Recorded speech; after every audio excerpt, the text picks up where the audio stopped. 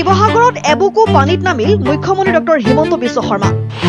দিনজোৰা কাৰ্যসূচীৰে শিৱসাগৰত উপস্থিত হয় মুখ্যমন্ত্ৰী ডক্টৰ হিমন্ত বিশ্ব শৰ্মা। মুখ্যমন্ত্ৰীগৰাকী প্ৰথমতে পলাশনিৰ ৰাজীৱ গান্ধী পেট্ৰলিয়াম ইনষ্টিটিউটত বানাক্ৰান্তৰ খবৰ লোৱাৰ পিছত পানবেজাৰ বিভিন্ন জলমগ্ন অঞ্চল নাৱেৰে পৰিভ্ৰমণ কৰি বান সমস্যাৰ বুজ লয়। তাৰ পিছতেই চহৰৰ ছোৱালী কলেজ আৰু ফুলেশ্বৰী স্কুল পৰিদৰ্শন কৰে। ফুলেশ্বৰী স্কুলত মুখ্যমন্ত্ৰীগৰাকী এবুকু পানীৰ মাজত গৈ পৰিদৰ্শন কৰে আৰু বিদ্যালয়খনৰ ক্ষয় ক্ষতিৰ বুজ লয়।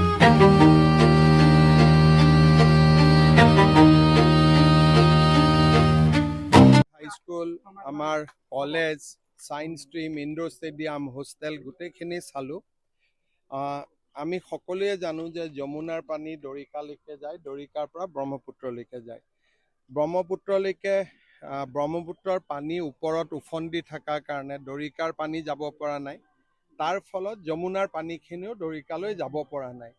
কেনেকৈ পাম্প আদি ইউজ কৰি আমি পানীটো সোনকালে পঠাব পাৰোঁ আমি চেষ্টা কৰিম, আৰু ভৱিষ্যতে কি স্থায়ী সমস্যা সমাধান হ'ব পাৰে তাৰ বিষয়ে আমি আলাপ আলোচনা কৰিম।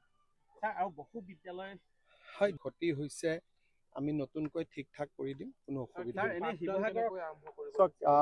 ওচৰৰ য'ত বৰ্তমান 2-এখন স্কুল একেলগে ক্লাব কৰি আৰম্ভ কৰিব লাগিব, যেতিয়ালৈকে পানীখিনি ওলাই নাযায়।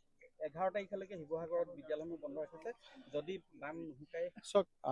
বহুখিনি এৰিয়াৰ পৰা অলৰেডি পানী ওলাই গৈছে, গতিকে তাততো খুলিব পাৰিব।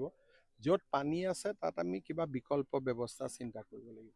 চাইলেনযুক্ত পথৰ যিটো কাৰিকৰী বিসংগতি, এইটো কাৰণে কৈছে, ইয়াৰ পৰা কৈছে যে সেইটো এটা কাৰণ বুলি, আমি ডেফিনেটলি পৰীক্ষা কৰিম।